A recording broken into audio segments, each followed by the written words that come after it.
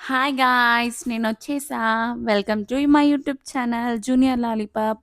ఇవాళ best bachelor recipe అని చూపిస్తానండి మీకు నేను.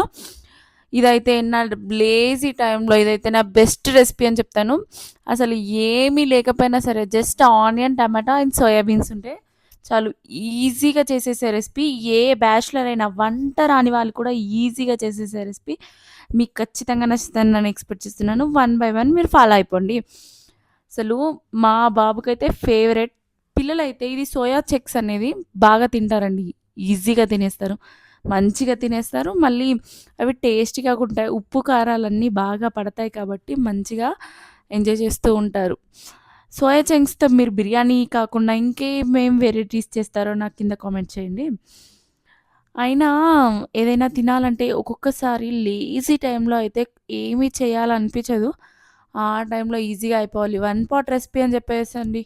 వన్ పాట్ రెసిపీసు చాలా ఉన్నాయి నా దగ్గర. చూడండి మీరు నన్ను ఫాలో అయిపోండి. చాలా రెసిపీస్ చూపిస్తాను. అసలు లేజీ టైంలో అయితే బెస్ట్ రెసిపీ అని చెప్పొచ్చు. ఇది పులావ్, మిల్ మేకర్ పులావ్ అని చెప్తానండి. చాలా సలో సోయా చంక్స్ అంటారు. మేమైతే మిల్ మేకర్ అంటాము. మీరేమంటారో చూడండి. మా దగ్గర ఇవి ఈజీగా అవైలబుల్ ఉంటాయి. చాలామందికి ఇవి ఎలా చేయడమో తెలీదు. చూడండి చాలా బావుంటదండి. ఇదైతే పుల్ల పుల్లగా, కారం కారంగా ఆ సోయా చంక్స్ తింటుంటే మంచి ఫ్లేవర్‌తో చాలా బావుంటది.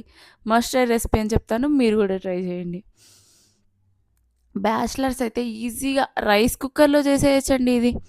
రై అసలు కుక్కర్‌తో పని లేకుండా చేసేయొచ్చు. ఈ వీడియో మీకు నచ్చితే లైక్, షేర్, సబ్స్క్రైబ్